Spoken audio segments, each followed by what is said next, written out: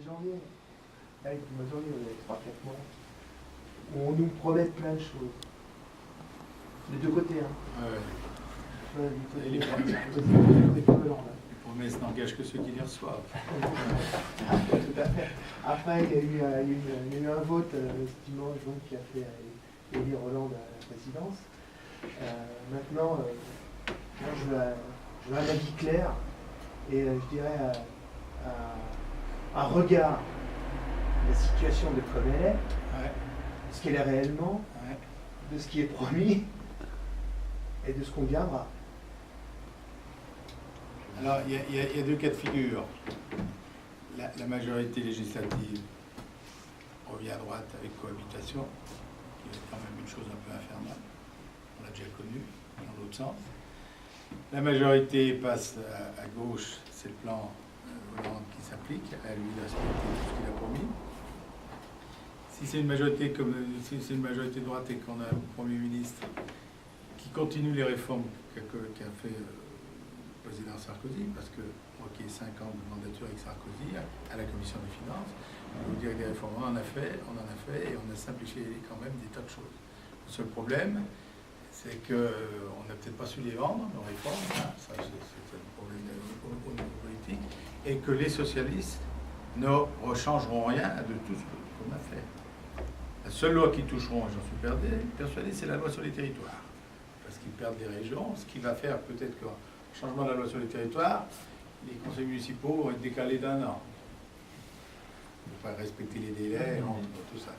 Donc, si on continue la réforme qu'a annoncé le président de la République, notre ancien président de la République, le sortant, donc il y a quand même encore tout un catalogue de réformes qu'il voulait faire. Hein.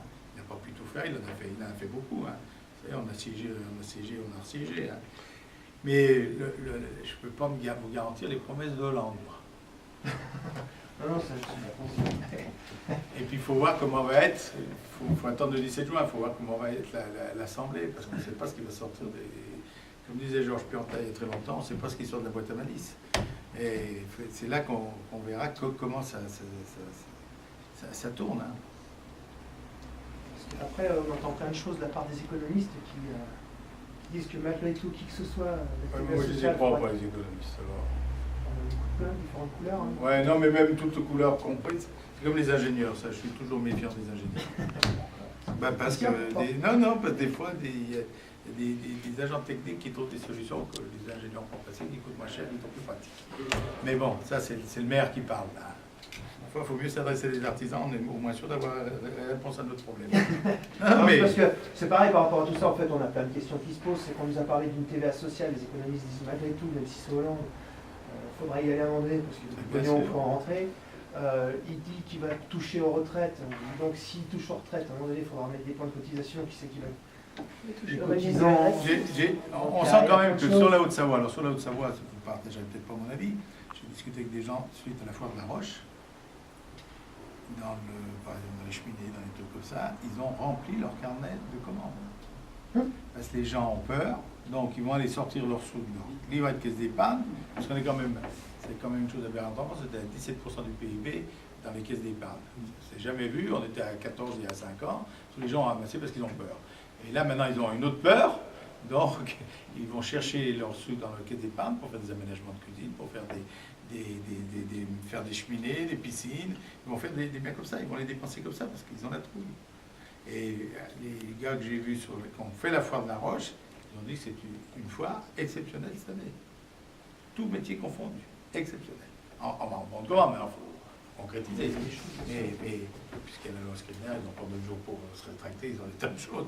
Mais ils ont dit que c'était une bonne année. Alors, les faits passés à gauche, est-ce que ça fait débloquer? Alors, on parle toujours de la Haute-Savoie parce que nous, on a la bouche pleine. Il ne faut pas arriver. Quand je discute avec mes collègues du Nord ou des Vosges, je ne parle pas comme ça parce que je regarde mes godasses. Moi. Ils sont 25% de chômeurs, ils ne savent pas quoi en faire. Ils ont 3 générations de chômeurs qui suivent. Et puis, ils en battent des ronds de chapeau. Hein. Bon. Mais en Haute-Savoie, je pense qu'au niveau économique, on ne s'en tire pas trop mal. Mais c'est un contexte qui est exceptionnel. Hein. Il y aurait une récession en Suisse comme il y a eu en 70, là. Tous nos gens qui étaient venus du Nord ont vendu leur baraque pour pointer dans le Nord parce que la vie est moins chère, parce qu'on on a quand même le contre-coup, la vie est chère en Haute-Savoie, les loyers sont chers, et le foncier est cher. Donc c'est un tout. Mais je pense que cette année va être peut-être une bonne année pour vous.